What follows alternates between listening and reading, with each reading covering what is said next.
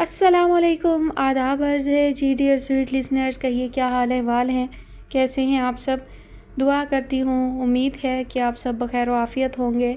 اللہ تعالیٰ کرے کہ آپ لوگ جو ہے وہ بالکل اللہ کی حفظ و امان میں ہوں، ہر خطرے سے محفوظ ہوں، ہر پریشانی سے دور ہوں۔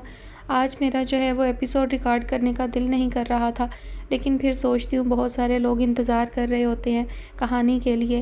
جو سچویشن ہے آج کل سیلاب کی وجہ سے بہت سارے پاکستان کے جو علاقے ہیں وہ زیر آب آ چکے ہیں، پورے گاؤں جو ہیں وہ سیلاب کی نظر ہو چکے ہیں، اور ان لوگوں کی پریشانی، ان کی تکلیف، ان کی مشکلوں کا سوچ کر جو ہے وہ دل عجیب سا پریشان تھا۔ اور لاہور میں اور ہمارے آبائی شہر اکاڑا کی جانب ہر طرف جو ہے وہ سیلابی صورتحال ہے، کیونکہ پنجاب کے جو ہے وہ تینوں دریاؤں میں بہت اونچے درجے کا سیلاب آ رہا ہے، تو اس کی وجہ سے بہت پریشانی، بہت گھبراہٹ تھی، دل عجیب سا اداس سا ہو رہا تھا، کچھ کرنے کو دل نہیں چاہ رہا تھا۔ لیکن پھر یہ بھی سوچا کہ بیٹھے بیٹھے اداس ہونے سے کیا حاصل، میرے بیٹھ کے اور سوچتے رہنے سے کچھ بھی تو نہیں ٹلے گا، کچھ بھی نہیں بدلے گا۔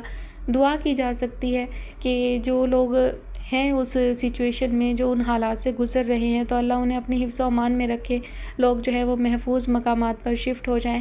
اور اس کے علاوہ جو لوگ سیلاب کی زد میں آ چکے ہیں، جن کا نقصان ہو چکا ہے، بہت سارا نقصان ہوا ہے، اور یہ صرف جانی مالی نقصان ہی نہیں ہوتا، یہ جذباتی نقصان بھی بہت بڑا ہوتا ہے۔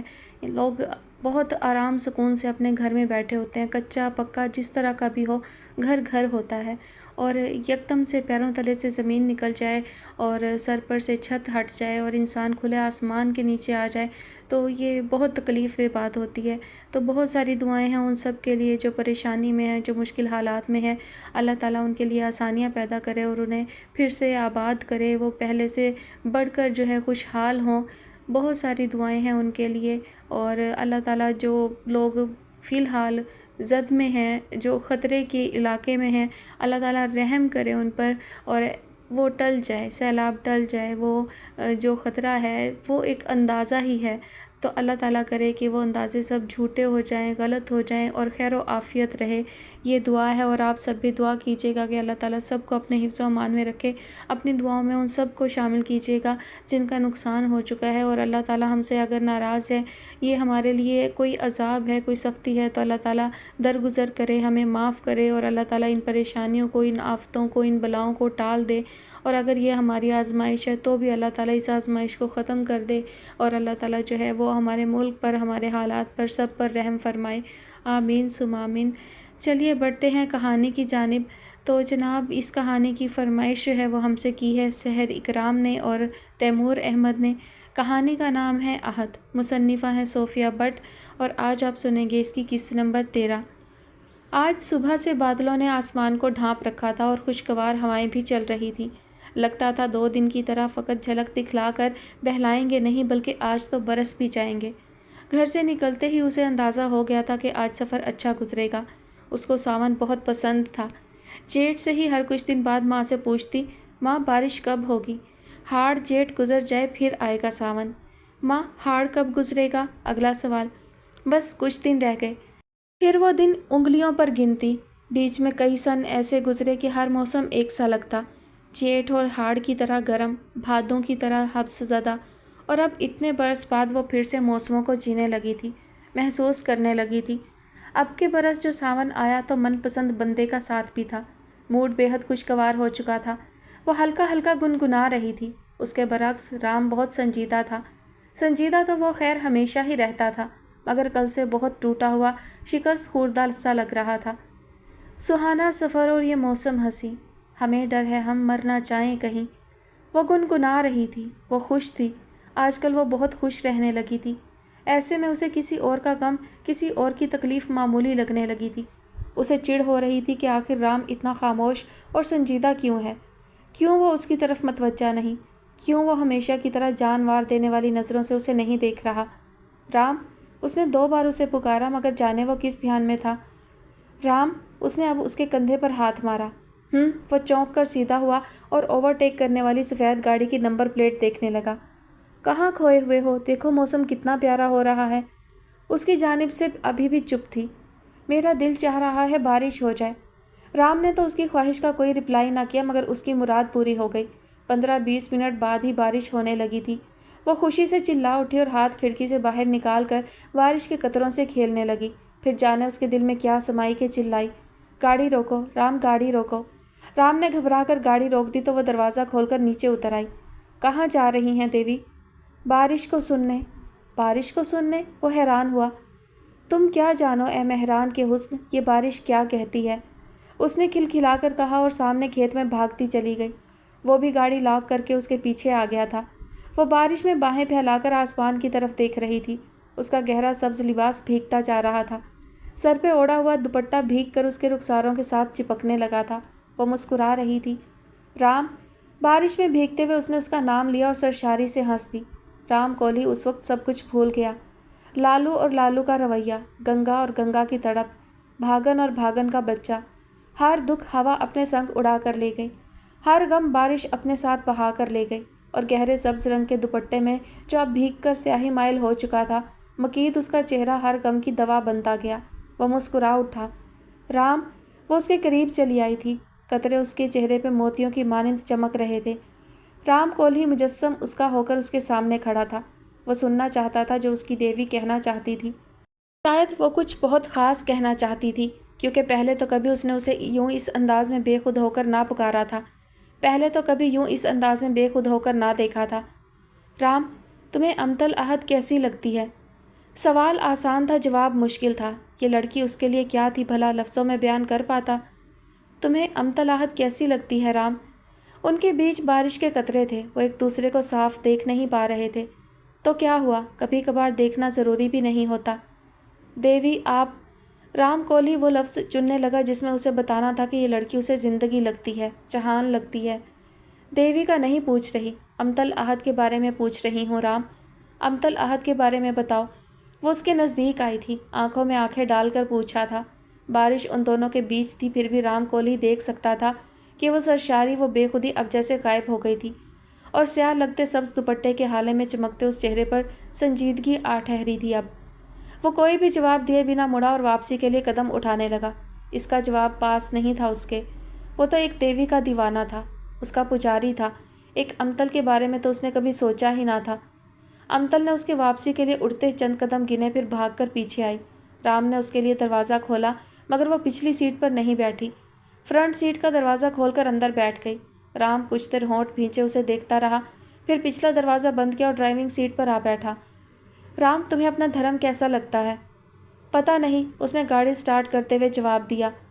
سچ تھا، اسے واقعی پتہ نہیں تھا۔ اس نے تو اپنے ساتھ بیٹھی اس دیوی کے مندر میں دل اور ماتھا ٹیک کر ہر سانس اپنے اندر اتاری۔ اسے بھلا کیا خبر کہ وشنو کون ہے، رام اور کرشن کس کے اوتار ہیں، کالی ماں کی شکتیاں کیا ہیں۔ وہ تو فقط اس دیوی کا پجاری تھا جو اس کے پاس بیٹھی تھی۔ اچھا رام، یہ بتاؤ، وہ دوسرے سوال کی طرف آئی، تمہیں اسلام کیسا لگتا ہے؟ گاڑی کے ٹائر چرچرائے تھے اور پھر ایک جھٹکے کے ساتھ رکی تھی۔ مجھے درگا دیوی سے ملنا ہے۔ کتاب میں مگن امتل نے سر اٹھا کر اس لڑکی کو دیکھا جو اس سے ملنے آئی تھی۔ کرشنا نے اس کی جانب اشارہ کیا تھا۔ وہ اس کی طرف پڑھی۔ رابعہ نسیم، نام بتاتے ہوئے اس نے امتل کی طرف ہاتھ بڑھایا۔ اس نے مصافحہ کیا۔ لڑکی کی آنکھوں پہ موٹا چشمہ تھا اور بال گھنگریالے تھے، جنہیں لاپرواہی سے کیچر لگا کر چھوڑ دیا گیا تھا۔ انہی بالوں میں ایک بال پوائنٹ اڑس رکھا تھا۔ لباس کے انتخاب میں بھی بے نیازی جھلکتی تھی۔ ہاتھ میں ایک نوٹ بک تھی۔ بیٹھیں، امتل نے کرسی کی طرف اشارہ کیا۔ وہ اس لڑکی کو پہچاننے کی کوشش کر رہی تھی، مگر ناکامی ہوئی۔ موسم اچھا ہو گیا، بارش مزے کی لگ رہی ہے بڑی، مگر چیونٹیوں کے بل میں پانی چلا گیا۔ لڑکی نے کھلی کھڑکی سے آتے ہوا کے خوشگوار جھونکے کو محسوس کر کے مسکرا کر کہا، اور پھر اداس بھی لگنے لگی۔ امتل کو ماں کی یاد آئی۔ وہ کہا کرتی تھی کہ نبی پاک صلی اللہ علیہ وسلم نے 4 چیزوں کو مارنے سے منع فرمایا۔ چیونٹی، شہد کی مکھی اور 2 پرندے تھے، ہدہد اور سرد، جن کے نام اسے یاد نہ آ رہے تھے اس وقت۔ اس نے سوچا تھا کہ وہ ماں سے پوچھے گی۔ پھر وہ پوری طرح سے متوجہ ہوئی تھی اس لڑکی رابعہ نسیم کی طرف جس نے گھنگریالے بالوں میں بال پوائنٹ پھنسا رکھا تھا، اور جو اس بات پر اداس تھی کہ چیونٹیوں کا بل پانی سے بھر گیا ہے۔ مجھ سے کس سلسلے میں ملنا چاہتی تھیں آپ؟ میں پنڈت شیو مہاراج سے ملنا چاہتی ہوں۔ رابعہ نسیم نے جلد ہی آنے کا مقصد بیان کیا۔ سوری، مگر میں اس نام کے کسی بندے کو نہیں جانتی۔ اچھا؟ لڑکی نے آنکھیں سکیڑ کر بے یقینی سے اس کی طرف دیکھا۔ مجھے تو کسی نے بتایا کہ پنڈت جی ہر سال کسی پوجا میں آپ کے گھر آتے ہیں اور آپ کے بھائی جگدیش مہیشوری سے ان کے اچھے تعلقات ہیں۔ ہو سکتا ہے، وہ تھوڑا گڑبڑائی۔ سچ بات تو یہ تھی کہ گھر میں خاندان بھر میں ہونے والی کسی بھی پوجا میں وہ لاتعلق رہتی تھی۔ لیکن میں آپ کو ان سے کیوں ملواؤں؟ میرا ان سے ملنا ضروری ہے، لڑکی نے ناک پہ چشمہ درست کرتے ہوئے کہا۔ کیوں؟ موبائل میں لگی سنتوشی کو دلچسپی ہوئی، وہ پوچھے بنا نہ رہ سکی۔ میں اردو زبان کی ترقی و ترویج میں ہندی زبان کے کردار پر کام کر رہی ہوں۔ پاکستان میں اس پہ ابھی خاص کام نہیں ہوا۔ انڈیا میں دہلی میں ہوا ہے۔ میرا ان سے رابطہ تو ہوا ہے، خط و کتابت بھی جاری ہے۔ انہوں نے مجھے اپنے کام فارورڈ کیا ہے، مگر ان کی کتاب ہندی میں ہے اور مجھے ہندی نہیں آتی۔ پاکستان میں گنے چنے لوگ ہیں جنہیں ہندی لکھنی اور پڑھنی آتی ہے، اور سندھ میں چیدہ لوگوں میں سے پنڈت شیو مہاراج ہیں جن کے بارے میں مجھے پتہ چلا ہے۔ سنا ہے کہ وہ یوں ہی کسی کو وقت نہیں دیتے، مگر آپ کے بھائی ان سے بات کریں گے تو ہو سکتا ہے کہ وہ ہفتے میں ایک دن مجھے دے دیں۔ آپ ان سے وہ کتاب، کالمز اور لیٹرز پڑھوانا چاہتی ہیں؟ نہیں، میں ان سے ہندی سیکھنا چاہتی ہوں۔ یہ کام تو آپ آن لائن بھی کر سکتی ہیں۔ وہ کسی کے کام آنے سے گریز نہیں کرتی تھی، مگر کسی پنڈت سے اسے ملنے کا یا کسی کو ملوانے کا شوق نہیں تھا۔ On line? رابعہ نے نہ سمجھنے والے انداز میں اسے دیکھا۔ بے شک یہ انفارمیشن ٹیکنالوجی کی اٹھان کے دن تھے، مگر رابعہ نسیم اور اس جیسی کئی لڑکیاں ابھی اس سے دور تھیں۔ پڑھائی لکھائی کی آن لائن سروسز جو میسر تھیں، ان سے فائدہ اٹھانے کا شعور نہ تھا۔ امتل نے اسے سمجھانے کی کوشش کی۔ رابعہ نے غور سے سنا۔ ایک مشین استاد کی جگہ نہیں لے سکتی۔ اس ایک جواب نے امتل کو بھی کچھ دیر کے لیے لاجواب کر دیا۔ ٹھیک ہے، میں بھاؤ سے بات کروں گی۔ میں آپ کی مشکور و ممنون رہوں گی، رابعہ نے کرسی سے اٹھتے ہوئے کہا۔ بادل جی بھر کر برسے، رات ساری کو بھگویا اور اب شام کو بھی سنوار رہے تھے۔ بارش نہ ہونے کی وجہ سے جو مٹی کی تہہ سی پودوں، پتوں اور درختوں، فصلوں پہ نظر آ رہی تھی، ان دنوں وہ بہہ نکلی اور اب پتا پتا، بوٹا بوٹا نکھرا ہوا سا لگ رہا تھا۔ ہر وقت فضا میں جو گرد محسوس ہوتی تھی وہ بھی اب نہ رہی اور سانسیں معطر سی ہو رہی تھیں۔ بچے بارش میں خوب اچھلے کودے، مومنہ بھی پینگ لیتی رہی اور گنگناتی رہی۔ رباب نے بیزاری کے ساتھ سارا منظر دیکھا اور پھر بیڈ پر جا کر لیٹ گئی۔ باورچی خانے میں ساون کے خاص پکوان بننے لگے تھے۔ یہاں تک تو سب واہ واہ تھا، مگر جب بچے گیلے کپڑوں، ننگے پیروں برآمدے تک جا پہنچے تب مومنہ کی چیخو پکار شروع ہوئی۔ بچوں کو ڈانٹ ٹپٹ کر کپڑے تبدیل کرنے بھیجا، خود بھی برآمدے میں پوچھا کر کے صحن میں وائپر لگا کر نہائی۔ زرد دھاریوں والی پیلی قمیض، کھلے پائچے والی پیلی شلوار پہنے، شانوں پہ زرد دوپٹہ لیے آئینے کے سامنے آئی تو بہت نکھری ہوئی لگ رہی تھی۔ والوں کو یوں ہی کھلا چھوڑ کر گنگناتی ہوئی وہ کچن میں آئی۔ ایک پلیٹ میں پکوڑے رکھ کر ایک طرف پودینے دھنیے کی چٹنی ڈالی اور ایک منہ میں ڈالا۔ مزے کے ہیں۔ دوسرے چولہے پہ اپنے لیے چائے کا پانی رکھتے ہوئے اس نے امی کو شاباشی دی۔ امی نے گھور کر بیٹی کو دیکھا۔ مجال ہے کوئی کام ساتھ کروا دے۔ فاطمہ کو کچھ کہنا نہیں پڑتا تھا اور اسے کہہ کر بھی کام ہوتا نہیں تھا۔ کیا پورا برآمدہ صحن دھویا ہے میں نے؟ مائیں کچھ کہیں نہ کہیں ان کی آنکھ کی بولی بھی خوب سمجھ آتی ہے۔ ہاں، اب 10 دن یہی سناتی رہنا، کسی اور کام کو ہاتھ نہ لگانا۔ چائے بنا تو رہی ہوں، آپ کے لیے بھی تازہ بناؤں؟ نہ رہنے دو، کالی سوا، پتہ نہیں کیا چیز بنا لیتی ہو۔ دودھ پتی پینے والی چودرائن کو بھلا پسند آتی اس کے ہاتھ کی چائے؟ ماں اتنے پوڑے کیوں بنا رہی ہیں؟ کس نے کھانے ہیں؟ اس نے بے نیازی سے شانے اچکائے اور اب رحیمہ احمد کی طرف متوجہ ہوئی جو نیچے والا چولہا سنبھالے ہوئے تھی۔ وہ زیادہ کام اسی چولہے پہ کرتی تھی، بالن جلا کر کھانا بنایا تھا ساری عمر۔ شکر ہے ہمایوں نے سمجھداری کا کام کرتے ہوئے چمنی رکھوا دی تھی مومنہ کی مخالفت کے باوجود، اس لیے عادت اور ضرورت کے تحت یہ چولہا تیار کر لیا گیا تھا۔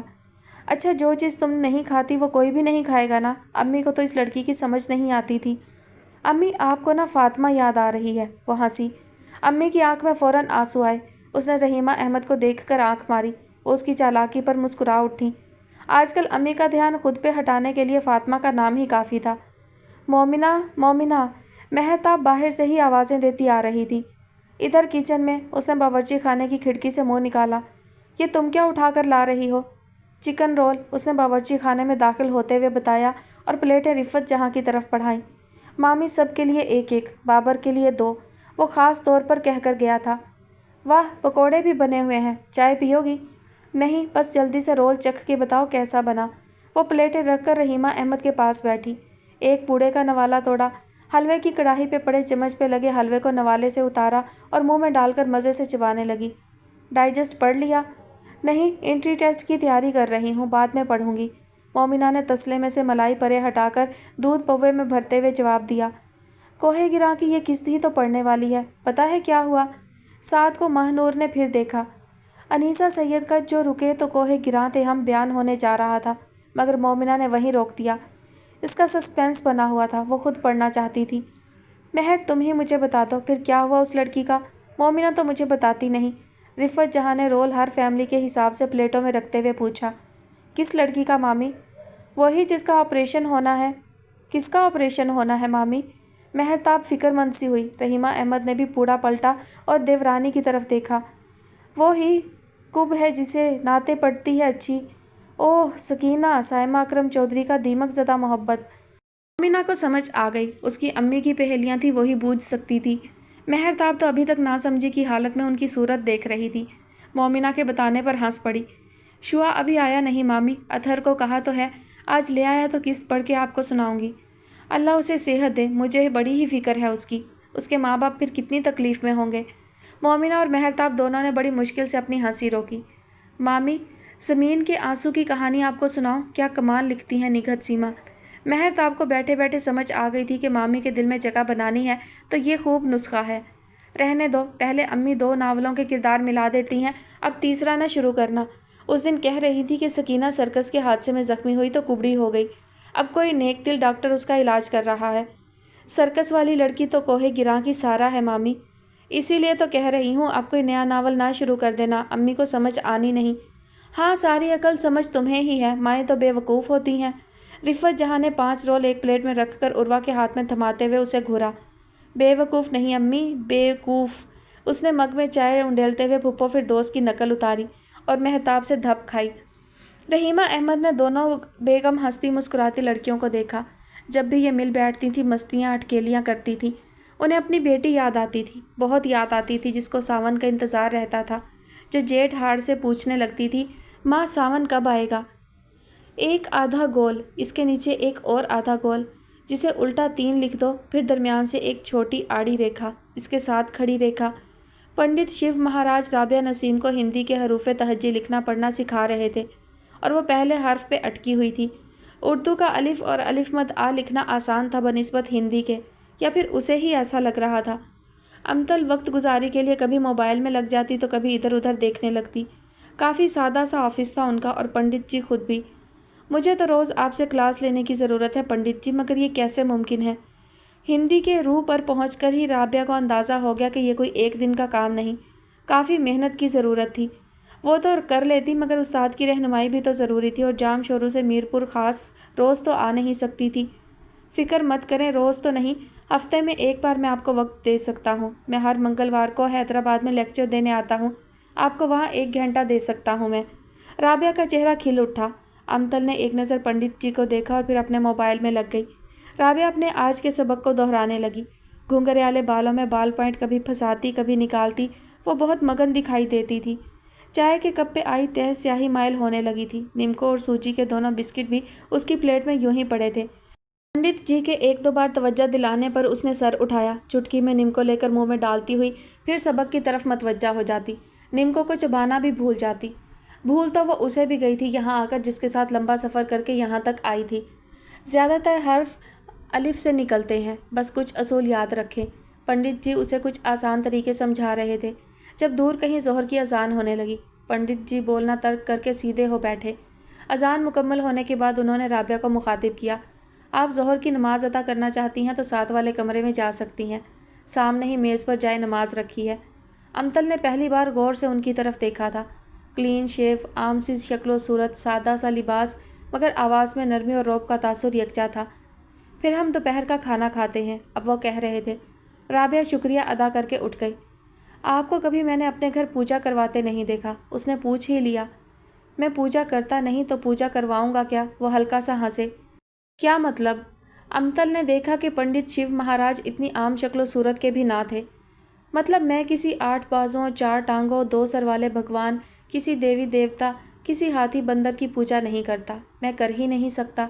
उनका कहा हर लफ्ज़ इतना वाज़ेह था कि उसे दोहराने की ज़रूरत ना थी। अमतल को अब इस छोटे से सादा से कमरे में बैठना दुश्वार महसूस ना हो रहा था। फिर आप किसकी पूजा करते हैं? वही जो परस्तिश के लायक है। कौन? वो जिसने हमें तख्लीक किया, ज़िंदगी दी, हर नेमत दी और मौत भी देगा। कौन है वो? उसका दिल तेज़ी से धड़क रहा था। وہ جو خوبصورت ہے اور خوبصورتی کو پسند کرتا ہے، جس کے تصور کے ساتھ جمال، سکون، امن کا تصور آتا ہے، جس کو دیکھ کر ہنسی نہیں آتی، جس کو دیکھ کر دہشت محسوس نہیں ہوتی، جو کوئی مافوق الفطرت چیز نہیں لگتا۔ آپ کا مطلب اللہ؟ ہاں کہہ سکتی ہو، اللہ، خدا، گاڈ، بھگوان، جو بھی۔ مجھے آپ توحید پسند لگ رہے ہیں، وہ کہے بنا نہ رہ سکی۔ دنیا کے ہر مذہب کی اساس توحید ہے، میرا توحید پرست ہونا بھی فطرت، قدرت کے عین مطابق ہے۔ آپ کیسے کہہ سکتے ہیں کہ دنیا کا ہر مذہب توحید کے عقیدے پر قائم ہے، جبکہ دین اسلام کے علاوہ شرک کہاں نہیں، اور ہندوازم تو ہے ہی شرک۔ نہیں، بھگوت گیتا یا وید پڑھی ہے کبھی؟ انہوں نے ان کتابوں کی بابت پوچھا جنہیں ہندو اپنی مقدس کتابوں میں سب سے اونچے درجے پر رکھتے ہیں۔ امتل نے نفی میں سر ہلایا۔ اس نے گایتری دیوی کی یہ اچھا کبھی پوری نہیں کی تھی۔ گیتا میں لکھا ہے، اس خدا نے نہ کبھی کسی کو جنا ہے نہ جنے گا، اور وہ سب سے طاقتور ہے۔ اور یجر وید کہتی ہے، اس کا نہ کوئی عکس ہے، نہ کوئی تصویر ہے، نہ کوئی بت ہے۔ اور رگ وید کہتی ہے، بھگوان ایک ہے اور سنت اسے کئی نام سے بلاتے ہیں۔ کہو تو شلوک نمبر وغیرہ بتاؤں؟ وہ اس کی آنکھوں میں بے یقینی دیکھ کر ہلکا سا ہنسے۔ اس نے نفی میں سر ہلایا۔ میں معذرت چاہتی ہوں سننے والوں سے کہ مجھے ان کی جو وید ہیں ان کے نام جو ہے وہ درست نہیں معلوم، اور یہاں پر اعراب نہیں لگے، تو جو مجھے مناسب لگا میں نے وہی تلفظ ادا کر دیا۔ اگر کسی کو معلوم ہو تو وہ اسے درست انداز میں ہی سمجھے۔ مجھے ان کے نام جو ہے وہ درست نہیں معلوم۔ کہانی کی جانب واپس پڑھتے ہیں۔ ان کتابوں میں لکھا ہے کہ برہما یعنی خالق صرف ایک ہے۔ اس کو زندہ چیزوں یعنی سانپ، گائے وغیرہ کی شکل میں پوجو گے تو بھی گھاٹے میں رہو گے، اور بے جان چیزوں مثلاً سورج، چاند، ستارے، پتھر، بت وغیرہ کی شکل میں مانو گے تو بھی نقصان ہے۔ تو پھر یہ سب کیا ہے جو ہندو کرتے ہیں؟ ہر شے کو بھگوان کیوں بنا لیا انہوں نے؟ بت کیوں بنا لیے انہوں نے؟ بت تو مسلمانوں نے بھی بنا لیے۔ پنڈت جی ہلکا سا متبسم ہوئے۔ مسلمان بت پرست نہیں، وہ جلدی سے بولی۔ پنڈت شیو مہاراج ہنس دیے تھے، اسے ان کا ہنسنا اچھا نہیں لگا۔ اس موضوع پہ مزید بات ہو سکتی تھی، مگر رابعہ کے آنے کے بعد وہ ملازم کو کھانا لگانے کی ہدایات جاری کرنے لگے تھے۔ اس دن وہاں سے نکلتے ہوئے وہ ان سے دوبارہ ملنے کی خواہش مند تھی۔ کیا؟ مومنہ نے چائے کا مگ سلیب پر پٹکا اور کچن سے منہ نکالا۔ انجمن، تجھے اور کوئی نام نہیں ملتے اپنے بہن بھائیوں، اپنے چاچے مامے کے بچوں کے لیے؟ ہمارا خاندان اپنے گھر میں اکٹھا کر لیا ہے، اب اپنی کالی کلوٹی سی کزن کا نام ہبا رکھ لیا ہے۔ رفت جہاں نے کالی کلوٹی پر اسے گھورا۔ ہاں تو اور کیا امی، جب ان کے ہاں کوئی بچہ پیدا ہوتا ہے تو اٹھا کر ہمارے گھر کے نام رکھ لیتے ہیں۔ نہ تو تمہیں کیا تکلیف ہے، ان کی مرضی، جو مرضی نام رکھیں۔ نام چور! مومنہ انجمن کو گھورتے ہوئے اپنا کپ اٹھانے کے لیے دوبارہ کچن میں گئی۔ جب ہمایوں کو لے کر آتی ہوں تب تو آپ کو بڑی خوشی ہوتی ہے۔ انجمن آرا نے کون سا اس کے اعتراضات کو خاطر میں لانا تھا، کرسیاں ترتیب سے لگاتے ہوئے وہیں سے اونچی آواز میں بولی۔ وہ تو مومنہ کو انجمن کے بھائی ہمایوں کا تصور کر کے ہنسی آ گئی۔ آنکھوں میں سلائی بھر بھر کر ڈالا ہوا سرما، مانگ نکال کر کنگھی کیے ہوئے بال، ٹی شرٹ کے ساتھ لمبی سی نکر، اوپر سے اس کی ٹھیٹھ پنجابی۔ اور آپ بھی میری بات سن لیں، میں نے بھی اپنی بیٹی کا نام مومنہ رکھ کر چھوڑنا ہے۔ انجمن نے خاصا قریب آ کر دھمکی دی۔ بھئی بڑوں کا دید لحاظ جو تھا، اس سے پہلے کہ مومنہ حیدر اپنی جان لے لیتی یا انجمن آرا کی نکال لیتی، اسے بابر نے دھمال ڈال کر بتایا تھا کہ اس کا داخلہ یونیورسٹی میں ہو گیا ہے، اور مومنہ حیدر شکر ہے خوشی میں اتنی پاگل نہ ہوئی تھی کہ پاس کھڑی انجمن کی چمیاں لینی شروع کر دیتی۔ اس کے لیے وہ امی کی طرف ہی بھاگی تھی جو کہ کوئی بہت زیادہ خوش نہ تھی۔ تیری فکروں نے ہی میرا بی پی بڑھا دینا ہے۔ امی آپ خوش ہوں، آپ کی بیٹی خاندان کی پہلی نہیں دوسری لڑکی ہے جو یونیورسٹی پڑھنے جائے گی۔ امتل جلدی یاد آ گئی تھی اسے۔ پہلے پہلوں کے کندھے پہ ذمہ داری بھی بڑی ہوتی ہے بیٹا، وہ اچھے نقص چھوڑ جائیں تو آگے بھی بہت سے سنور جاتے ہیں، ان کے لیے نئے راہ کھلتے ہیں، وہ ڈگمگا جائیں تو اگلوں کے لیے راہ بند ہو جاتے ہیں۔ چودھری صاحب نے اس کے سر پر ہاتھ رکھتے ہوئے بہت گہری بات کی۔ وہ یہ خبر سن کر گھر آ گئے تھے۔ بیوی کی نسبت وہ کم وسوسے پالنے والے شخص تھے۔ اسود اور ہمایوں کے کہنے پہ یونیورسٹی جانے کی اجازت دے دی تھی، تو اب انٹری ٹیسٹ میں اس کے اچھے نمبر لینے اور اس کے داخلے پہ خوش بھی بہت تھے۔ سب نے اپنی خوشی کا اظہار کیا، ٹریٹ بھی مانگی۔ اس نے ہمایوں کو شہر بھیج کر سموسے اور جلیبیاں منگوائیں۔ تھینکس ہمایوں۔ وہ بائک ایک طرف کھڑی کر رہا تھا جب اس کے کان میں یہ لفظ پڑے۔ تھینکس کیسا؟ پیسے تو تم نے ہی دیے ہیں۔ اس نے شاپرز کی طرف اشارہ کیا۔ تھینک یو، تم نے میرا یونیورسٹی جانا پاسبل بنایا، مومنہ نے وضاحت کی۔ وہ محض مسکرا دیا تھا، وہ احسان جتاتا نہ تھا، اپنی نیکیوں کا ذکر کرتا نہ تھا۔ मोमिना ने बड़े सारे तसले में चाय बनने के लिए रख कर समोसे और जलेबियाँ 2 ट्रे में निकाल कर अलग अलग प्लेटें बनानी चाही तो हाल बुरा हो गया। जब तक वो सबकी प्लेटें बनाती हाथ पे हाथ आते रहे, कोई जलेबी उठा लेता तो कोई समोसा। उसे फातिमा बड़ी याद आई, उसकी मुनसिफाना तकसीम बड़ी याद आई। एक प्लेट में समोसे और जलेबियाँ रखकर बाबर के हाथ फूफो फिर दोस्त की तरफ भी भिजवाए। महर को कहना इधर ही आ जाए, चाय बन रही है, हमारे साथ पी ले। पीने जैसी हुई तो हुमायूं ने उबलते हुए काले पानी को ताज्जुब से देखते हुए कहा। उनके यहाँ दूध पत्ती चीनी एक साथ डालकर चाय बनाई जाती थी और मोमिना बीबी जाने इतना पानी डालकर क्या बनाने वाली थी। आज मोमिना ने उसकी बातों का बुरा नहीं मनाना था, इसलिए प्लेटें बनाने में लगी रही। हुमायूं उसकी उलझन देखकर मदद करने लगा। आसिया बावर्ची खाने में आई तो उन्हें यह मंजर भाया नहीं। तुम्हारे बाप ने किए हैं कभी ये काम जो तुम कर रहे हो? आपको शिकवा भी तो रहता है कि वो आपका ख्याल नहीं रखते। हुमायूं ने तसले में दूध उंडेलते हुए मगन से सादा से लहजे में जवाब दिया। आसिया को लगा कि मोमिना मुस्कुराई थी। वो तिल मिलाकर किचन से बाहर निकली और दिल में शुक्र अदा किया कि जा रही थी हॉस्टल। कम से कम उनके बेटे से दूर तो रहेगी ना। फुप्पो कुछ खुश नहीं लग रही थी। बाबर ने वापस आकर इतला दी। मोमिना भला करती फुप्पो की खुशी नाखुशी की परवाह बगैर कुछ कहे प्लेट पकड़कर स्लेब पर रखी। महर आपी भी खुश नहीं लग रही। इस बार वो चौंकी, फिर सर झटका। महर को फुप्पो ने इजाज़त नहीं दी ना, शायद इसलिए। खबरदार जो अपनी काली कलोटी सी कज़न का नाम हिबा रखा। ये लो, हुमायूं को पूरा समोसा देना। डब्बा अंजुमन के हाथ में देते हुए धमकी दी, साथ ही शरारत भी कर डाली। हुमायूं हंस दिया। इस मताए जहाँ को तो खून माफ़ था। इतने टब्बर में आता है भला पूरा समोसा किसी को? उसका अलग कागज़ में लपेट दें। वो भी अंजुमन आ रहा थी। मोमिना ने घूरते हुए एक समोसा जो अलग लपेट कर पकड़ाया तो जाते जाते बोली, नाम तो खाला ने पक्का कर दिया, हिबा ही रखना है। वो तिल मिलाई और हुमायूं हंसता हुआ कपों में चाय डालने लगा। उस रात जब मोमिना ने चौधरी साहब को मच्छरदानी में खाना दिया तो उन्होंने उसे घर का पता सुनाने को कहा था। अब्बू, अब मैं बड़ी हो गई हूँ। उसने मच्छरदानी का किनारा बिस्तर के नीचे देते हुए एहतजाज किया। हमारे लिए तुम बच्ची ही हो। चलो सुनाओ शाबाश। अब्बू ने अपनी लाडली को फरार का मौका ना दिया और यही एहतजाज मोमिना ने उस दिन भी किया था जब वो बड़ी खुशी खुशी पैकिंग कर रही थी। उसका MSc इन फिज़िक्स का ख्वाब शर्मिंदा ताबीर होने जा रहा था। उसे अगले दिन हॉस्टल जाना था। तब चौधरी साहब उसके कमरे में आए थे और उन्होंने उसे घर का मुकम्मल पता सुनाने को कहा था। तब भी उसके एहतजाज के जवाब में उन्होंने वही जवाब दिया था। घर का पता सुनाते हुए वो नहीं जानती थी कि साल बाद वो घर का पता, घर का रास्ता भूल जाएगी। साईं सिबगतुल्ला के अरबी मेहमान आए थे शिकार करने। सुबह लाल हवेली और सफ़ेद कोठी के गेट खुल जाते, जीपें भर भर कर निकलती। तीतर तिलवर का शिकार होता, रात को जीपें वापस आती। सफ़ेद कोठी और लाल हवेली के गेट फिर खुल जाते और हूरा समेत गोट की कई और नंगरियों का शिकार होता। हूरा जिस अरबी मेहमान के हिस्से में आई थी वो नाम का मुसलमान ही ना था बल्कि अमलन मुसलमान भी था, इसलिए जना हराम जानता था। निकाह हुआ। एक रात हूरा उसकी बीवी रही। अगली सुबह हक महर थमाकर तलाक के 3 लफ्ज़ बोलकर वो अपने वतन वापस लौट गया। यह सिर्फ हूरा के नसीब की कालक नहीं थी। हर साल कई लड़कियां अरब से आए मेहमानों की खातिर तवाज़ो में पेश कर दी जाती हैं। निकाह होता है। रात 2 रात 3 रात जब तक दिल ना भरे वो फ़लाँ फ़लाँ ज़ोजा शेख बिन शेख के ओहदे पर फाइज रहती हैं। फिर तलाक के 3 बोल सुनकर वही फ़लाँ दी फ़लाँ बन जाती है। कुछ लड़कियां या नाबालिग बच्चियां जो इस खिदमतगारी के लिए तैयार ना होती, उनके साथ ज़बरदस्ती कर ली जाती। थर के सूखे कुएँ गवाह थे उस जुल्म के। उनके पानियों में कई शादाब जिस्म कूदे और अब उसकी सूखी पड़ती तह में पिंजर बनकर पड़े थे। उन ढांचों में हिंदू मुस्लिम की कोई पहचान नहीं। गुलाम तो गुलाम होता है, हिंदू या मुसलमान नहीं। अरबी ही नहीं, कतरी शहजादे भी अपना शौक़ पूरा करने इस मौसम में पाकिस्तान आते हैं। तीतर के शिकार के बहाने तिलवर का शिकार भी करते हैं, गैर कानूनी तरीके से। अगर तिलवर का जोड़ा किसी गरीब किसान की ज़मीन पर भी घोंसला बनाता है तो पुलिस उस किसान को उसकी ज़मीन पर जाने से ही रोक देती है जब तक कि कोई शहजादा उसका शिकार ना कर ले। इसमें कई दिन लग सकते हैं और महीने भी। फिर शिकार का पीछा करते हुए गाड़ियां सड़क से हटाकर चलाने के बाइस काश्त भी मुतासिर होती है।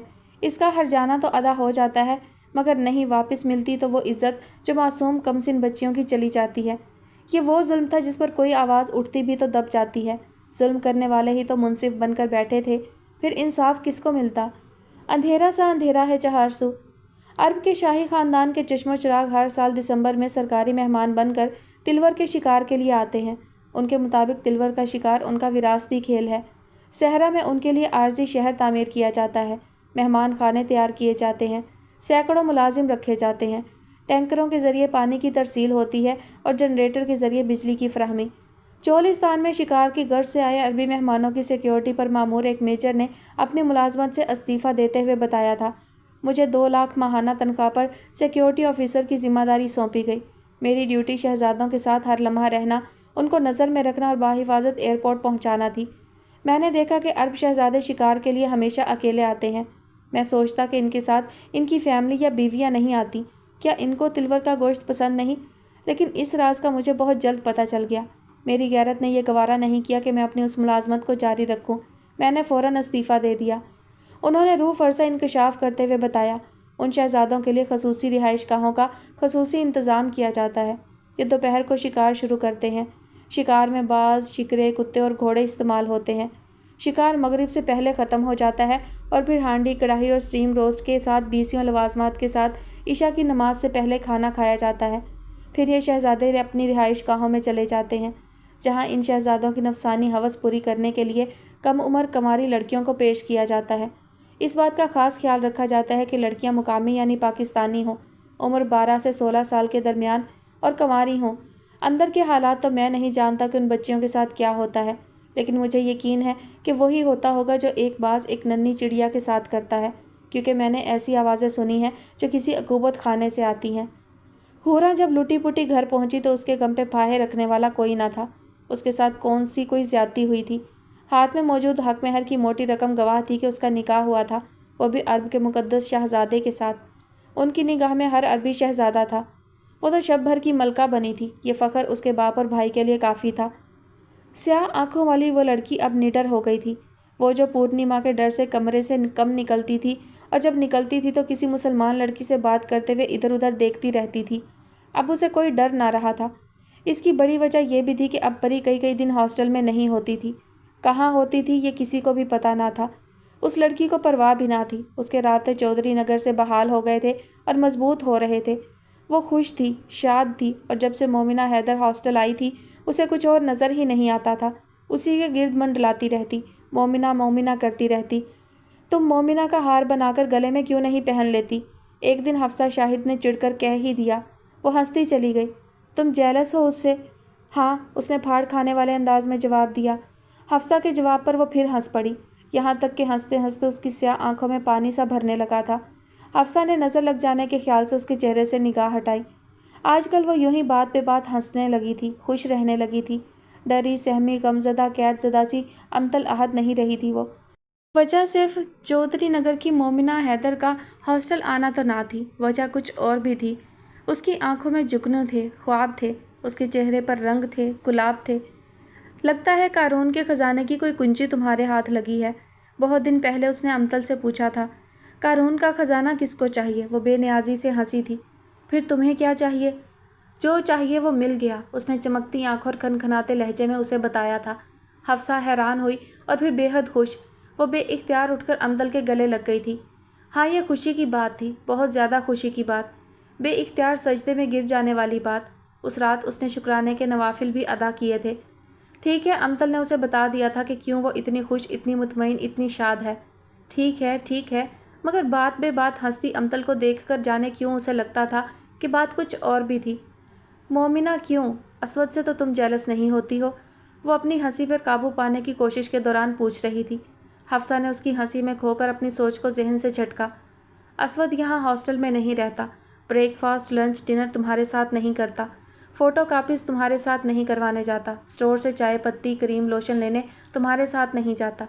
डिपार्टमेंट तुम्हारे साथ नहीं जाता। वापस तुम्हारे साथ नहीं आता। शाम की चाय तुम्हारे साथ नहीं पीता। बस, हाथ उठाकर उसे रोकती हुई वो फिर हंसती चली गई। यार अमतल, मुझे लगता है तुम्हें मोहब्बत हो गई है। वो एकदम बोली और स्याह चमकते नैन वाली की हंसी भी एकदम थमी। कभी हंसना, कभी रोना, कभी हंस हंस के रो देना, अजब दिल का ये आलम है। मोहब्बत हो गई होगी। खुशी का हद से बढ़ जाना भी अब एक बेकरारी है। ना गम होना भी एक गम है। मोहब्बत हो गई होगी। हफ्सा गुनगुनाते उसे छेड़ने लगी और उसका चेहरा सुर्ख हो रहा था। ऐसी कोई बात नहीं। वो निगाहें चुराते हुए उठी और पैरों में चप्पल पहनने लगी। चलती हूँ, अभी एक असाइनमेंट बनानी है। हफ्सा ने मुस्कुराते हुए सर हिलाकर गोया उसे जाने की इजाज़त दी, मगर होंठों पर शरारती मुस्कुराहट अब भी थी।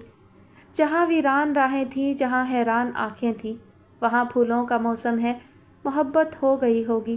امتل نے کمرے سے نکلتے ہوئے اپنے پیچھے اس کی گنگناہٹ سنی۔ اس کے دل کی دھڑکن تیز ہوئی۔ کیا اس کی ہنسی، اس کا چہرہ، اس کی آنکھیں ہر راز افشا کرنے لگے تھے؟ اگر ایسا تھا تو ٹھیک نہیں تھا، اور اگر ایسا تھا تو کیا رام کو نظر نہ آتا تھا سب؟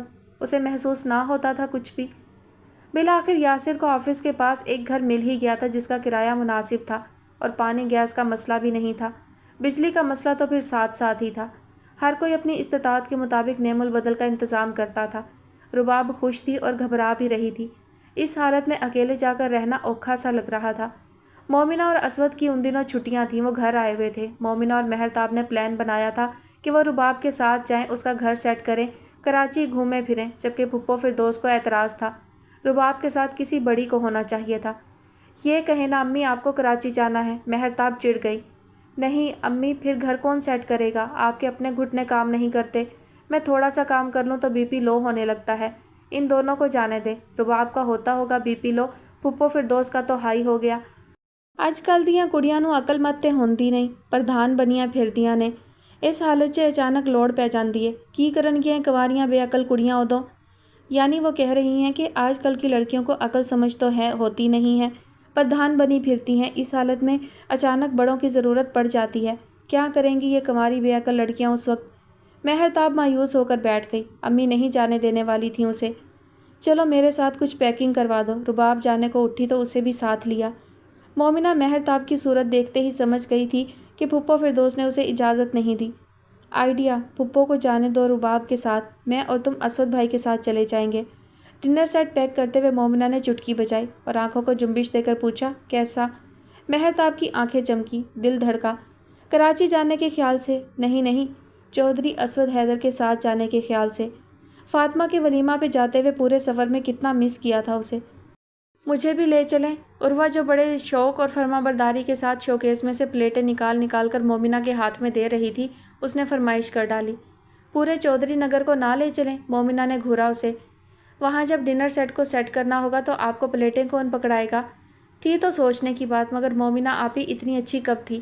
ڈنر سیٹ کی آخری ٹرے اس کے ہاتھ سے لیتے ہی اسے باہر کی راہ دکھائی۔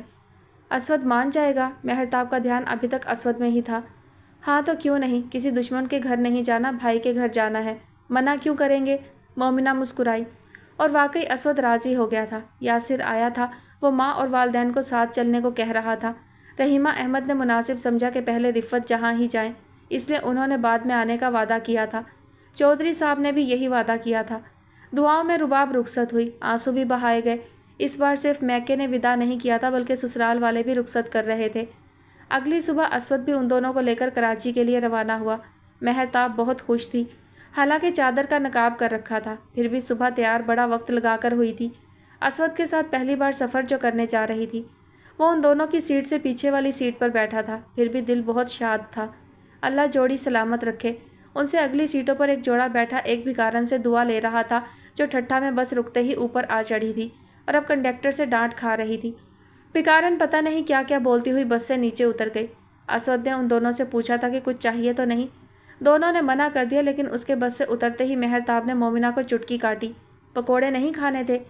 ارے تجھے کھانے تھے تو بول دیتی نا، میں تو پورا پراٹھا کھا کے نکلی تھی تو جی نہیں چاہ رہا تھا۔ چلو میں میسج کرتی ہوں بھائی کو۔ مومنہ بیگ سے موبائل نکالنے لگی۔ نہیں اب چھوڑ، مہرتاب نے اس کا ہاتھ پکڑا۔ تھوڑی دیر بعد اسود واپس آیا اور مومنہ کی طرف دو شاپر بڑھائے۔ ایک میں پانی کی چھوٹی بوتلیں اور جوس تھے، دوسرے میں پکوڑے۔ مہرتاب کا دل خوشی سے جھوما۔ دل کی آواز دل تک گئی تھی کیا؟ ارے واہ، پکوڑے لے آئے آپ؟ لڑکیوں کو پکوڑے پسند ہوتے ہیں، وہ مسکرایا۔ امتل کو پسند ہے تو سب لڑکیوں کو پسند ہوں گے۔ مومنہ کو ہنسی آ گئی تھی۔ اسود نے سٹپٹا کر ایک دم آگے پیچھے دیکھا، بس تقریباً خالی تھی۔ شکر ہے کسی نے سنا نہیں ہوگا۔ اسے گھورتے ہوئے وہ اپنی سیٹ پر آ بیٹھا۔ سیٹ پر بیٹھتے ہی بہت خوبصورت مسکراہٹ اس کے ہونٹوں پر آئی۔ اسے امتل کے ساتھ کیا سفر یاد آیا تھا۔ اپنا جوس ختم کرنے کے بعد اس کے ہاتھ سے بھی جوس کا ڈبہ لے لینا یاد آیا تھا۔ واقعی پورا راستہ مسکرائے جانے کے لیے یہ وجہ کافی تھی۔ آگے بیٹھی مہرتاب کے دل کی کیفیت اس کے برعکس تھی۔ مومنہ اسے بتا رہی تھی کہ امتل نے بدین آتے جاتے دونوں دن ماتلی میں اسود سے فرمائش کر کے پکوڑے کھائے تھے۔ مہرتاب کو اب پکوڑے شاید عمر بھر کے لیے اچھے نہ لگنے تھے۔ پورا راستہ وہ یہی سوچ کر دل جلاتی رہی کہ امتل نے اسود کے ساتھ بیٹھ کر سفر کیا ہوگا۔ جب کوئی فقیرنی بس پہ چڑھی ہوگی تو اس نے انہیں بھی کپل سمجھا ہوگا، اس نے انہیں بھی دعا دی ہوگی، اللہ جوڑی سلامت رکھے۔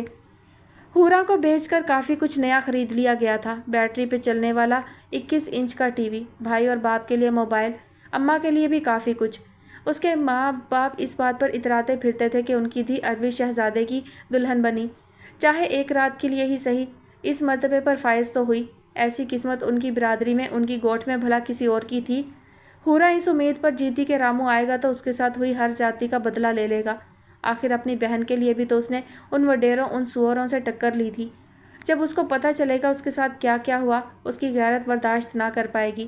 وہ لے گا اس کا بدلہ، ہاں وہ لے گا اس کا بدلہ۔ یہ لالچی کمینہ اس کا باپ، یہ بے غیرت اس کا بھائی، ان جیسا تھوڑی ہے وہ بدلہ لے گا اس کا۔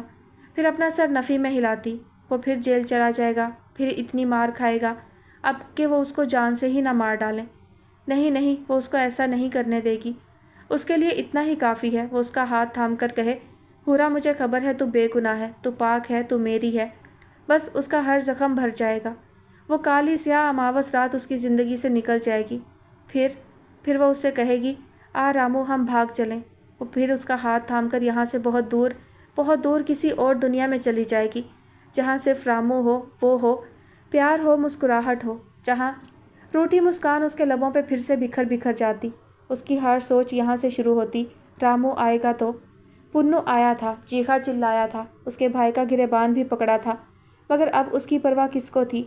اماں کو بھی ان پرانے کپڑوں کی ضرورت نہ تھی اب، جو وہ اپنے گاڈے سے اتار کر شاپر میں بھر لاتا تھا۔ میں پھر بھی حورا کو قبولتا ہوں، شرط ہے ایک۔ لڑا کر، گالیاں دے کر اور کھا کر اب پانی کا گلاس منہ سے لگاتا ہوا بولا وہ۔ کیسی شرط؟ ہم حورا تیرے کو دے ہی نہیں رہے۔ حورا کے پی نے ہاتھ نچایا، پیٹ لکھوائی میں ملی ہے وہ مجھے، دینی تو تجھے پڑے گی۔ وہ گلاس پرے پھینک کر پھر اٹھ کھڑا ہوا۔ پیٹ لکھوائی سندھ کے کئی دیہات میں رائج وہ رسم ہے جس میں وٹا سٹا ہوتا ہے، یعنی لڑکی لو گے تو دو گے بھی۔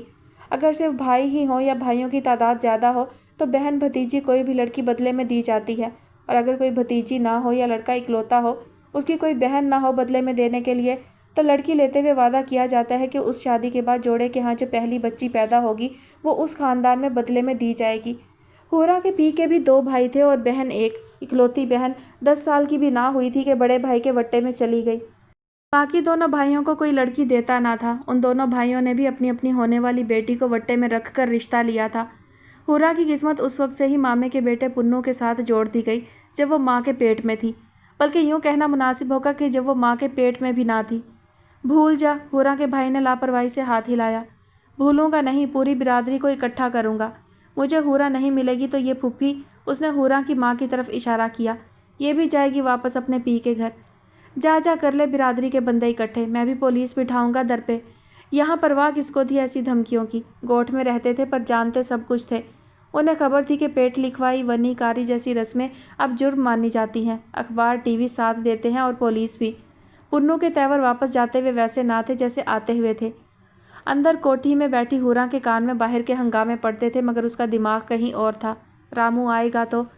سلیمانہ کا اچھا رشتہ آیا تھا، سب نے مشورہ دیا کہ قبول کر لیا جائے، جبکہ پھپھو یاسمین متذبذب تھیں۔ ہر ماں کی طرح وہ بھی چاہتی تھیں کہ شاہانہ بڑی ہے تو اس کا رشتہ پہلے طے ہو۔ لڑکیوں کو تو رشتہ آنے کی ایکسائٹمنٹ تھی، کسی فنکشن کی پڑی تھی۔ بڑی باجی شاہانہ کا کندھا تھپکا، اس کے فرضی آنسو صاف کیے اور پھپھو کے سامنے بھیج دیا۔ میری فکر کیوں کرتی ہیں امی؟ جو میرے نصیب میں ہوگا میرے لیے ضرور آئے گا، آپ سلیمانہ کے لیے ہاں کر دیں۔ ہیروئن نے دل بڑا کر کے بہن کی خوشی کے لیے قربانی دیتے ہوئے ڈائیلاگ بولا۔ ماں صدقے واری گئی اور مہرتاب گھور کر رہ گئی۔ ڈائیلاگ اس نے سکھایا تھا اور کریڈٹ سارا شاہانہ لے گئی۔ خیر اب 4 ماہ بعد شادی تھی، لڑکیاں بڑی پرجوش تھیں۔ شادی 4 ماہ بعد تھی تو کیا ہوا، شاپنگ تو ابھی سے کرنا تھی نا امی؟ پھر لہنگا آرڈر پہ بنتا نہیں، بنا بنایا لینا پڑتا ہے، آپ کو تو پتہ ہے اس کا کام فائن نہیں ہوتا، ماؤں کا منانا مشکل کام ہوتا ہے بھلا۔ شاہانہ کا ایک جملہ ہی کام کر گیا۔ مومنہ نے ہاسٹل کے پرووسٹ سے اجازت لے لی تھی، اب اس ویکینڈ پر شاہانہ، سلیمانہ اور مہرتاب آ رہی تھی اس کے پاس ہاسٹل میں، انہیں 2 دن رہ کر حیدرآباد سے شاپنگ کرنی تھی۔ امتل بھی خوش تھی مگر جمعہ کو جگدیش مہیشوری حیدرآباد آیا تھا تو واپسی پر اسے بھی لینے آ گیا، وہ آنکھوں میں آنسو بھرے اس کے ساتھ چلی گئی۔ شکر ہے اللہ نے مجھے اچھے بھائی دیے ہیں۔ مومنہ ساری شام یہی سوچتی رہی تھی۔ اکیلی تھی تو بور بھی ہو رہی تھی۔ ویسے تو حفصہ کے ساتھ اچھا وقت گزرتا تھا، مگر جب امطل ساتھ ہوتی تھی ویسے ان کے بیچ اتنی بے تکلفی نہیں ہوتی تھی۔ اس وقت وہ سوچ رہی تھی کہ چلو وہ اپنی ہاسٹلر کلاس میٹ کے کمرے میں جا کر کچھ کمبائن اسٹڈی ہی کر لیتی ہے۔ جب روم میں وہ چھوٹے چھوٹے بالوں صاف رنگت والی لڑکی داخل ہوئی تھی، اس نے سلام کرتے ہوئے مومنہ کی طرف ہاتھ بڑھایا۔ نائس شلوار۔ لڑکی کی سیدھی نظر اس کے کھلے پائچہ والی سفید شلوار پر پڑی تو بے تکلفی کے ساتھ تعریف بھی کر دی۔ تھینکس۔ وہ مسکرائی۔ یہ شلوار اور بھی بہت سی لڑکیوں کو پسند آئی تھی، جس کے پائچے پہ سفید دھاگے ہی سے ہرمچ اور شیشے کا کام تھا۔ میں ابیرہ ہوں، مجھے نبیلہ سے ملنا ہے، آنے والی نے اپنا تعارف کرواتے ہوئے اس کی روم میٹ کی بابت کہا۔ نبیلہ بات لینے گئی ہے، آپ بیٹھیں، اس نے کرسی کی طرف اشارہ کرتے ہوئے کہا۔ لا حاصل، یہ کون پڑھ رہا ہے؟ وہ بیٹھنے کے بجائے اس کے بیڈ کی طرف گئی اور سرہانے پڑا ناول اٹھا کر دیکھنے لگی۔ میں، مومنہ نے جواب دیا۔ آپ کا ہے یہ ناول؟ جی۔ عمیرہ احمد کا ناول جتنا اچھا ہے ڈرامہ اچھا نہیں۔ آپ نے دیکھا ہے ڈرامہ؟ ہاں، ماما جان اینجلین ملک کو بنا دیا۔ ٹھیک ہے، اچھی ہے وہ ایکٹریس، مگر ماما جان کے رول میں نو، مجھ سے ہی رائے لے لیتے کہ ماما جان کس کو بنائے۔ مومنہ ہنس دی۔ ہمارے پاس کیبل نہیں، اتنے ڈرامہ چینلز نہیں آتے، مگر سنا ہے کہ جو ناول بھی ڈرامائی شکل میں آتے ہیں اتنے اچھے نہیں بنتے جتنا ناول ہوتے ہیں۔ کافی حد تک صحیح سنا ہے، لیکن فائزہ افتخار کے روگ کو بڑا اچھا ڈراماٹائز کیا۔ پہلی بار سنبل اقبال مجھے کسی پلے میں اچھی لگی۔ میری ذات ذرہ بے نشاں بھی اچھا تھا۔ اچھا، میں دیکھوں گی یوٹیوب پہ جب کبھی فری ہوئی، مومنہ نے اشتیاق سے کہا۔ آپ کے پاس اور کون کون سے ناولز رکھے ہیں؟ ناولز کافی ہیں، ڈائجسٹ تو سب ہیں، میں، میری بہن اور کزنز ہم سب۔ میرے پاپا ڈائجسٹ پڑھنے نہیں دیتے۔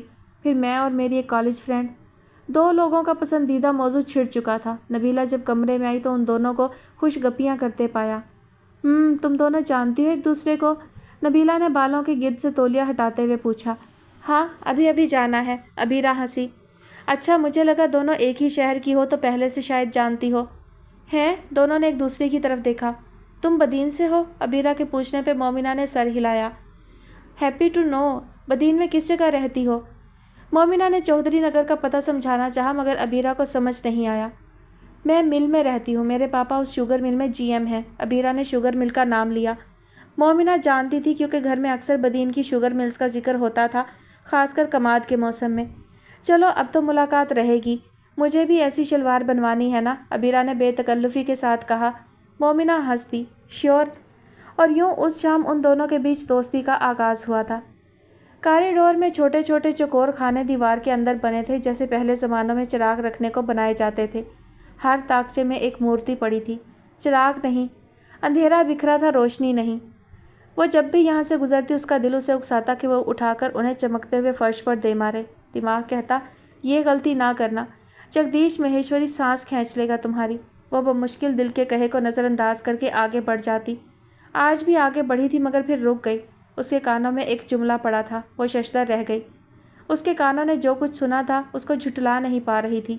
پھر بھی جھٹلانے کی کوشش میں جگدیش مہیشوری کا نمبر ملایا۔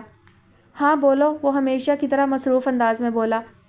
رام کو بھیجتے، مجھے کچھ کام ہے۔ کوئی بات تو کرنی تھی نا؟ یہی منہ سے نکلا۔ تو اسے فون کرو نا، میں اتنے اہم کام چھوڑ کر اسے کال کروں؟ جگدیش مہیشوری نے جھنجھلا کر فون بند کیا۔ اس کا خدشہ صحیح ثابت ہوا تھا۔ لاجونتی بھاؤ سے بات نہیں کر رہی تھی، اس کے سر میں دھماکے سے ہو رہے تھے۔ 10-15 منٹ ادھر ادھر چکراتی رہی اور جب مزید سہ نہ پائی تو کمرے سے نکلی اور سیدھی لاجونتی کے پاس چلی آئی۔ اس کا چہرہ لال بھبوکا ہو رہا تھا۔ آپ جانتی ہیں آپ کیا کر رہی ہیں؟ ہاں جانتی ہوں، کھانا کھا رہی ہوں، لاجونتی نے نوالہ لیتے ہوئے اطمینان سے جواب دیا۔ کس کے ساتھ بات کر رہی تھیں ابھی آپ؟ وہ براہ راست اصل موضوع پر آئی۔ لاجونتی کا منہ کی طرف بڑھتا ہاتھ وہیں رکا۔ اپنی ممی سے۔ پھر اس نے کولڈ ڈرنک کا گلاس اٹھاتے ہوئے نارمل سے لہجے میں کہنے کی کوشش کی۔ یہ اتنے رومانٹک انداز میں ممی کو آئی لو یو ٹو کہا جا رہا تھا۔ لاجونتی کے چہرے کا رنگ بدلا، جلدی اس نے خود پر قابو پا لیا۔ پیاری درگا، میرا خیال ہے کہ میں تمہیں جواب دینے کی پابند نہیں۔ بھاؤ کو جواب دینے کی پابند تو ہے نا؟ اسے جانے کیوں اتنا غصہ آ رہا تھا۔ اور اس کو بتائے گا کون؟ میں؟ امر کوہلی کے لیے، ایک کوہلی کے لیے جگدیش مہیشوری کی بہن کی کیا فیلنگز ہے، یہ بھی اسے تم ہی بتاؤ گی یا میں؟ کڑی کی پلیٹ میں پڑا پکوڑا ہاتھ سے اٹھا کر منہ میں رکھتے ہوئے اس نے مسکراتے ہوئے پوچھا۔ آپ جانتی نہیں کہ آپ کیا کر رہی ہیں۔ اس کی ہکلاہٹ ہر اس شک کو یقین میں بدل گئی جو لاجونتی کو اس پہ ہونے لگا تھا۔ جب جگدیش مہیشوری سے عشق کیا تھا، اس کے لیے اپنی منگنی توڑی تھی، اپنے ماں باپ بہن بھائیوں کو چھوڑا تھا، تب نہ سمجھتی، کوئی سمجھ شعور نہیں رکھتی تھی کہ کیا کر رہی ہوں، مگر اب جانتی ہوں کہ کیا کر رہی ہوں۔ لاجونتی کا اطمینان خوب تھا۔ امتل مزید چراغ پا ہوئی۔ آپ میرے بھائی سے بے وفائی کر رہی ہیں؟ جو مرد وفادار نہ ہو اس کا وفا پہ کوئی حق نہیں ہوتا۔ بھاؤ کو پتہ چل گیا تو مار ڈالے گا، مار ڈالے، مگر جب تک زندہ ہوں زندگی کو محبت اور ستائش کے بغیر نہیں جیوں گی۔ سیاہ جوڑے میں وہ بہت حسین لگ رہی تھی۔ آپ کو لگتا ہے کہ جس کو ابھی آپ اپنا پیار کا یقین دلا رہی تھی وہ آپ سے سچی محبت کرتا ہے؟ مرد میں محبت کے جرثومے کم ہوتے ہیں، مجھے اس سے ایسی کوئی امید نہیں۔ پھر یہ سب کیوں کر رہی ہیں؟ کیونکہ وہ مجھے دیکھتا ہے، مجھے سراہتا ہے، مجھ پہ شعر کہتا ہے۔ اس کے سامنے ایک ایسی عورت کھڑی تھی جسے وہ کبھی سمجھ نہ پائی تھی۔ دراصل وہ یہ نہ سمجھتی تھی کہ لاجونتی کے روپ میں ایک عورت نہیں بلکہ ہر عورت ہے۔ چاہے جانا، سراہے جانا ہر عورت کی کمزوری ہے۔ جب یہ خواہش پوری نہ ہو تو کئی عورتیں صبر کرتی ہیں اور بہت کم بے وفائی۔ جب مرد کو عورتوں کی کمی نہیں تو بھلا عورت کو دوسرا مرد نہیں ملتا کیا؟ مرد کو تو پھر کوشش کرنی پڑتی ہے، عورت کو تو ایسی کوئی محنت بھی نہیں کرنی پڑتی۔ وہ دعوت دیتی ایک نگاہ اٹھائے تو کئی پروانے ارد گرد مر مٹنے کو تیار ہوں۔ یہ تو عورت کی وفا، اس کی حیا ہے کہ وہ بے اعتنائی سہ کر بھی، گالیاں مارے کھا کر بھی دوسرے مرد کی طرف نگاہ نہیں کرتی، اور جو کرتی ہے وہ پھر عورت نہیں لگتی۔ اسے بھی لاجونتی اس وقت عورت نہیں لگ رہی تھی، عورت جو وفا، لاج، محبت، حیا، قربانی کی مجسم صورت ہے۔ کل پورے چاند کے ساتھ ماغ شروع ہوا تھا۔ صبحیں شامیں ٹھنڈی تھیں، سویٹرز اتر چکے تھے، مگر امیوں کے نزدیک ابھی سردیاں تھیں۔ اون سلائیاں بھی پیٹی میں نہ گئی تھیں۔ پھپھو فردوس اور رفت جہاں کے پاس ابھی بڑا ٹاسک تھا، نئے آنے والے مہمان کو پہلی پہلی سردی سے بچانا تھا۔ سویٹر، موزے، ٹوپیاں جانے کیا کیا بنا چکی تھی، مگر ابھی بھی لگتا تھا کہ کم ہے، سردیوں میں سوکھتے جو نہیں۔ میرا تو خیال ہے 2 کورے ہور پا لواں، اگلا سال بھی ارمان نال لنگ جے گا۔ میرا تو خیال ہے کہ 2-4 کھانے اور ڈال لوں، اگلا سال بھی آرام سے گزر جائے گا۔ پھپھو فردوس نے سلائی پر چڑھے گھر گنتے ہوئے کہا۔ پہلی سردی کے لیے حفاظتی اقدامات کر رہی ہیں تو پہلی سردی والے ناپ پر ہی بنائے نا۔ مومنہ نے پینگ لیتے ہوئے اعتراض کیا۔ اس سال کتنے دن پہننا ہے بچے نے؟ 15-20 دن، پھر تو اگلے سال ہی کام آنا ہے نا۔ امی بھی اس معاملے میں سمدھن کی ہمنوا ٹھہری۔ اسے ماؤں کی سمجھ نہیں آتی تھی۔ فراق بنانی ہے تو 2 بالش لمبی، سویٹر بنانا ہے تو 2 انچ زیادہ، اگلے سال بھی چل جائے، اور اس سال بھلے پہن کے بچہ ملنگ لگے، اگلے سال کیا بنتے نہ تھے اور کپڑے سویٹر؟ بنتے تھے جی، اسی شد و مد کے ساتھ بنتے تھے، مگر اس سائز کے کہ اس سے اگلے سال آ جائے۔ بعض مائیں تو جوتوں کے ساتھ بھی یہی معاملہ کرتی ہیں۔ ان عورتوں نے کون سا اس کی اچھی بات مان لینی تھی؟ وہ سر جھٹک کر پھر پینگ لینے لگی۔ کتاب پر جھکی گل چہرہ پر نظر پڑی تو مسکرا اٹھی۔ اے گل، پھر بتا نا۔ اونچی پینگ لے کر وہ نیچے آئی تو اس کو مخاطب کیا۔ گل چہرہ نے گھبرا کر پھپھو فردوس اور تامی کی طرف دیکھا۔ شکر ہے وہ دونوں اس طرف متوجہ نہ تھیں۔ اب سلائیاں ایک طرف رکھے آپس میں سر جوڑے بیٹھی تھیں۔ دونوں کو یہ فیصلہ کرنا تھا کہ رباب کے پاس پہلے جا کر کون رہے۔ اس کو ڈاکٹر نے اگلے ہفتے کی ڈیٹ بتائی تھی۔ رباب تو اتنا گھبرا رہی تھی کہ یہاں آنا چاہتی تھی، مگر کچھ پیچیدگیوں کی وجہ سے بڑے بہتر سمجھ رہے تھے کہ وہ وہیں رہے، کراچی میں، بڑے شہر میں۔ کیسا لگتا ہے تمہیں؟ مومنہ شرارت پر اتری ہوئی تھی۔ روشن سنہری آنکھیں مزید چمکنے لگی تھیں۔ گل چہرہ کا چہرہ سرخ ہوا۔ کمال ہے یار، مجھے تم ابھی بھی عروہ ہبہ جیسی بچی ہی لگتی ہو۔ میں تو ابھی اپنے مہر اور شہانہ کے بارے میں ہی سوچتی تھی، اور ہم بیٹھی ہیں، تمہارا چونٹی کا رشتہ آ گیا۔ ماں! گل چہرہ نے روحانسی ہو کر رحیمہ احمد کو پکارا جو برآمدے سے نکل کر تامی والوں کی چارپائی کی طرف جا رہی تھی۔ دیکھیے نا مومنہ آپی کو۔ مومنہ زور سے ہنس دی۔ رحیمہ احمد کو پوچھنے کی ضرورت نہیں پڑی کہ کیا ہوا، سمجھ گئی تھی۔ جب سے گل چہرہ کا رشتہ آیا تھا آسیہ کے چچا زاد کے بیٹے کے لیے، گل چہرہ نے رو رو کر آنکھیں سجا لی تھیں۔